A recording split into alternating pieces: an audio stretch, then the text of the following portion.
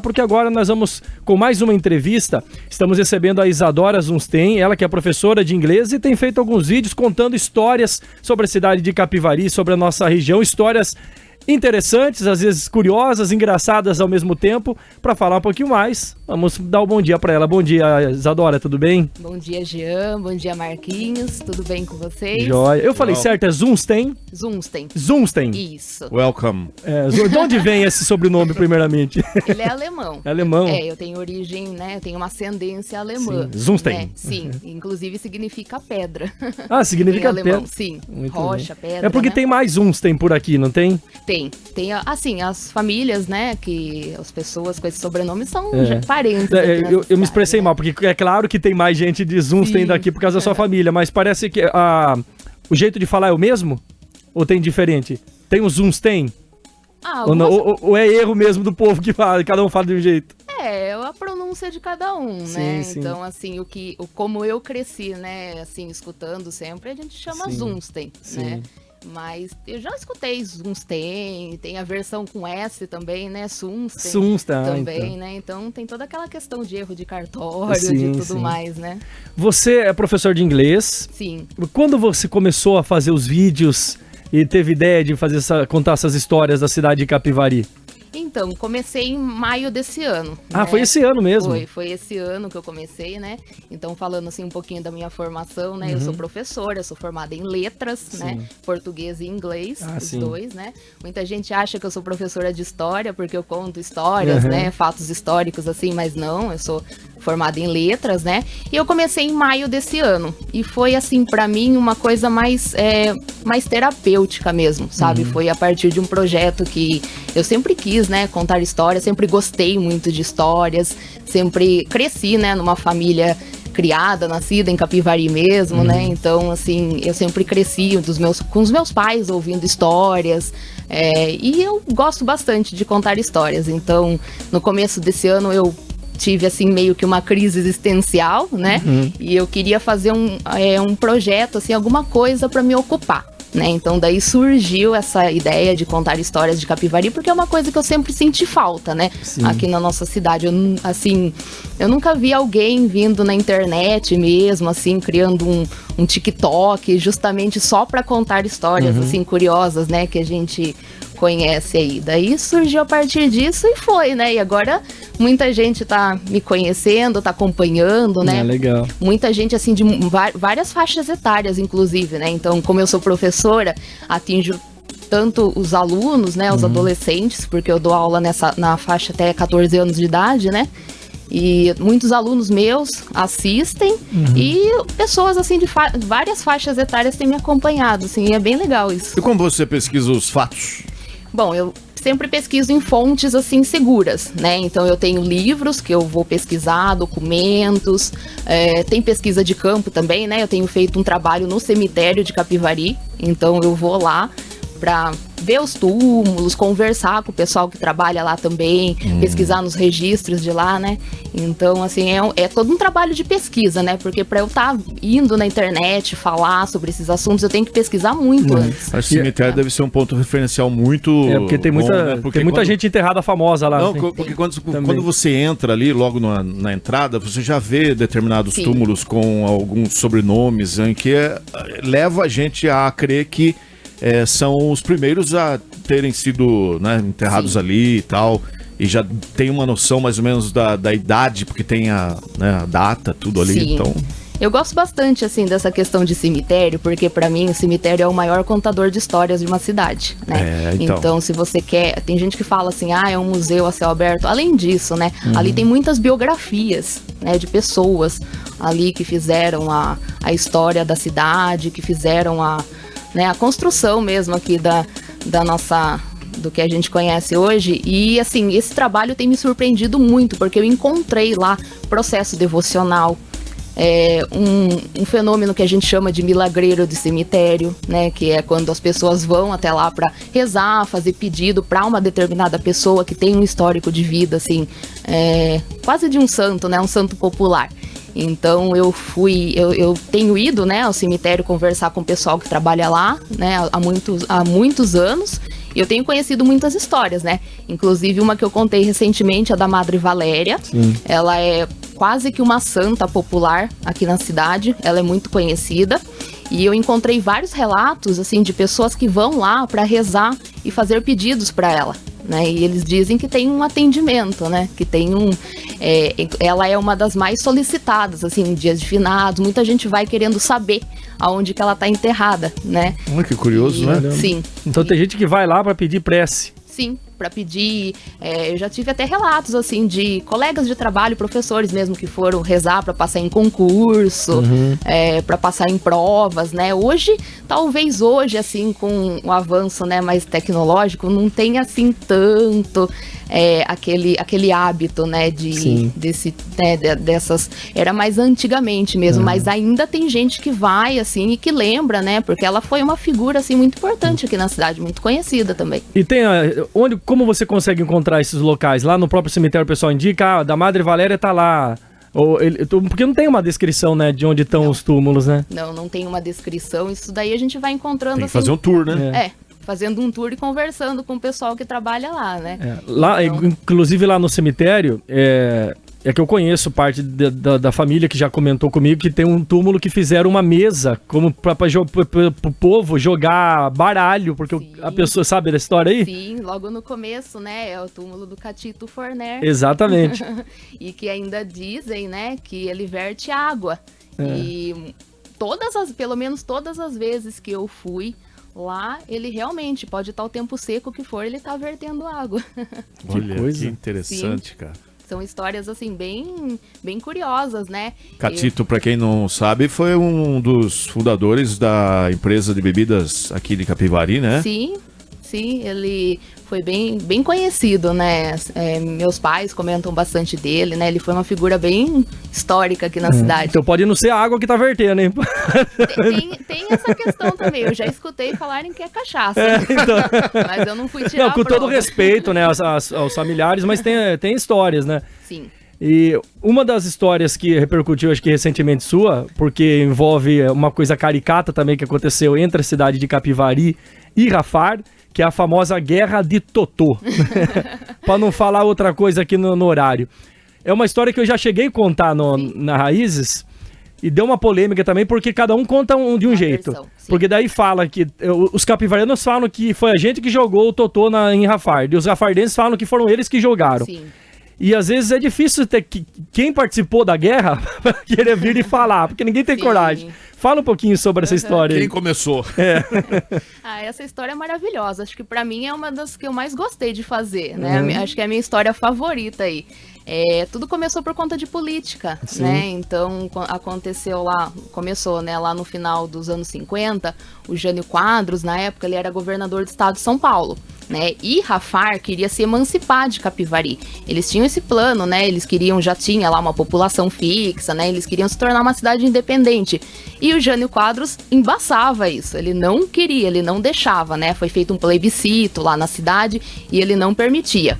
E em 1960, quando ele se candidatou a presidente da República, o estado de São Paulo em peso votou em Jânio Quadros, né? Mas Rafar foi um dos únicos, assim, digamos, municípios que não votou nele, em que ele perdeu as eleições lá naquele lugar, né? Eles votaram no opositor. Mas mesmo assim ele ganhou, né, a eleição. E Capivari quis fazer uma provocação, né? Quis lá e pegaram caminhões. Isso é o que eu encontrei, assim, mais oficialmente, né? Essa história foi o que tá mais nos registros mesmo. Eles foram com caminhões, veículos, foram fazer uma passeata em Rafar em comemoração a vitória do Jânio Quadros, né? E Rafar recebeu eles daquele jeito, né? Então eles contam, né, que eles pegavam varas de bambu com latinhas, pegavam ali na fossa e mandaram ver no pessoal que estava fazendo a carreata. Muita gente participou, muita gente conta, né, que estavam com um terno branco de linho e saíram de lá sujo. Totalmente sujos, e né? Não era totô de vaca, né? Não. Era do esgoto mesmo, né? Era de gente. De gente. Será que tem algum decano aí de Rafar que presenciou essa... Você que está nos ouvindo aí da então, década de 60. Você não encontra, porque encontrar gente para contestar não foi bem essa história, mas ninguém quer falar, né? É difícil você contar histórias também, porque É igual a história do Boi Falou, você já chegou a entrar nessa... Sim, eu contei essa semana, segunda-feira. Só antes de entrar na do Boi Falou, até essa questão da guerra de Totozinho, se vocês quiserem repetir para decidir de quem Tarsila Amaral pertence, é Capivari e Rafar, acho que é uma boa ideia, né, Marquinhos? Faça uma guerra nova de Totô e daí a gente... Sim. Porque é uma história curiosa, né, que eu acho que levantou muito deu muita repercussão por causa disso, né? Com certeza, e eu achei outros desdobramentos também, né? Tem gente que fala que ainda eles foram, né, os rafardenses chegaram a vir a Capivari e tacaram nos telhados das casas, né? Tem outros desdobramentos também, né, que muita gente saiu, que foi uma coisa, foi sério até, né? Né, saiu nos principais jornais da época, saiu fora daqui de Capivari, chegou à capital também, né? E não acha, né, essas publicações? Você já chegou a encontrar? É bem difícil. É difícil, porque se tivesse, né, a reportagem do jornal na época, né? Sim, é bem complicado, né? Daí a gente falou também do Boi Falou, porque muitos falam que quando a gente posta, eu já cheguei a fazer matéria falando do Boi Falou e tal, não entrando exatamente na história, porque surge daí às vezes gente de Campinas, já surgiu comentar, mas Boi Falou é distrito de Barão Geraldo, né, que é em Campinas e tal, vocês estão roubando nossa história, chegaram com esse tipo de comentário numa publicação que eu fiz. Como que é a história que contam pra você aqui? Porque tem várias versões também, né? Sim, a principal é a de Campinas, né? Com Barão Geraldo de Resende, em que contam que ele pediu pro escravizado dele, o Antônio Africano, ir trabalhar numa sexta-feira santa, né? Atrelar o boi ali pro arado, e o boi teria falado, hoje não é dia de trabalho, hoje é dia de Nosso Senhor, né? E aí ficou com essa história, inclusive lá é bem famoso, né? Tem várias comemorações aí em relação a isso, mas de Capivari tem uma história lendária também, né, do Boi Falou, só que ela não tem esse teor sobrenatural. É outra história. É outra história. Era um personagem, né, uma pessoa lendária aqui na cidade que eu ainda quero fazer um vídeo, que é o Romeu dos Bonecos. Ele fazia ventríloco, né? Então eu ouvi essa história também. E contam que ele quis fazer uma pegadinha com uma pessoa, né, que tinha um homem que tava lá puxando um boi na época, acredito que era nos anos 30 ou 40, por aí. E ele fez uma pegadinha como se o boi tivesse falado, né? Eu trabalho demais, eu tô com sede, eu tô com fome, e o homem teria ficado super assustado, né? E ele tinha uma habilidade, contam que ele tinha uma habilidade muito grande, assim, em não fazer parecer que era ele que estava falando. Porque ele era ventríloco, né? Sim. Então, assim, contam que daí ficou, né? Que foi essa pegadinha e foram falando. Até que surgiu piadinhas também, né? Tem o que o boi falou, né? Que sua mãe é... que é bem famosa, né? Então, assim, essa história oficial que eu acabei encontrando e eu contei essa semana. Quem me contou esse daí do ventríloco foi o Toninho Junqueira, que trabalhava aqui com a gente. Ele falou dessa do ventríloco também.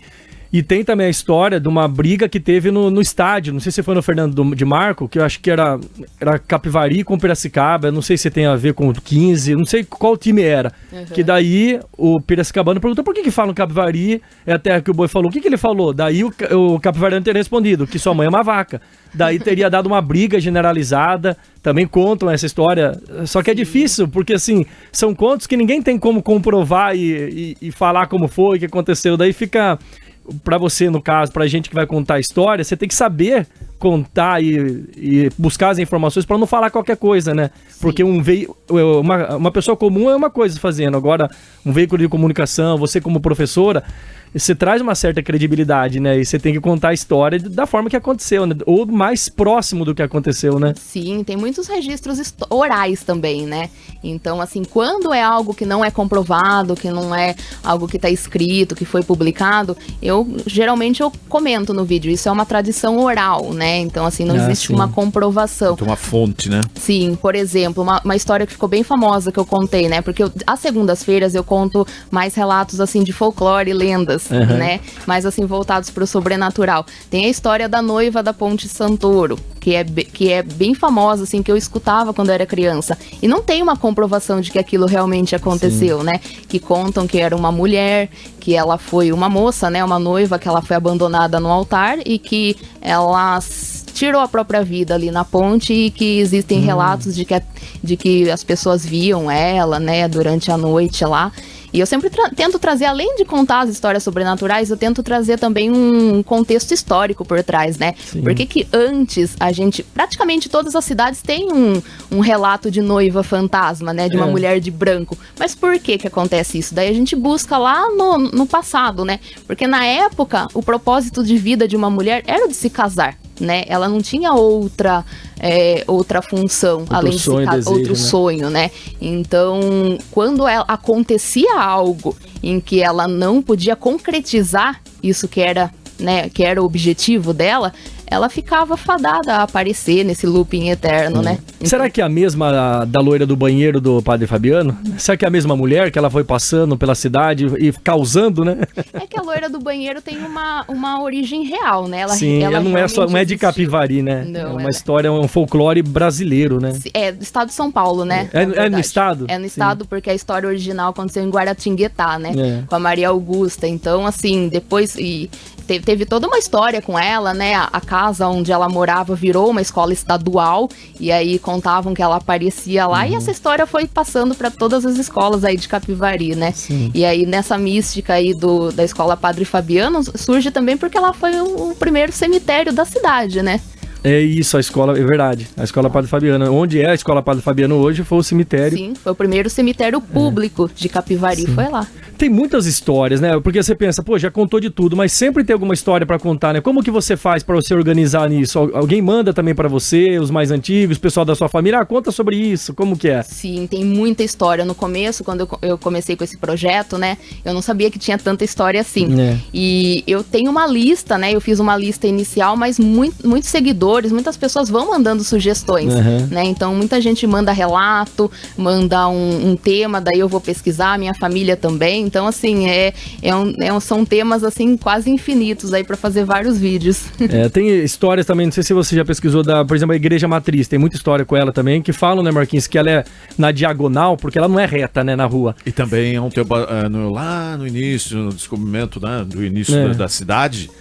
também teria sido no cemitério ali, né? Lembra que foi cemitério lá, depois acho que passou no Padre Fabiano, ou foi ao contrário, não sei, mas além disso, tem a história de que ela é na diagonal, porque quem construiu ela foi o pessoal de Itu, os trabalhadores de Itu, de Salto, alguma coisa assim, que ela foi construída daí com a frente...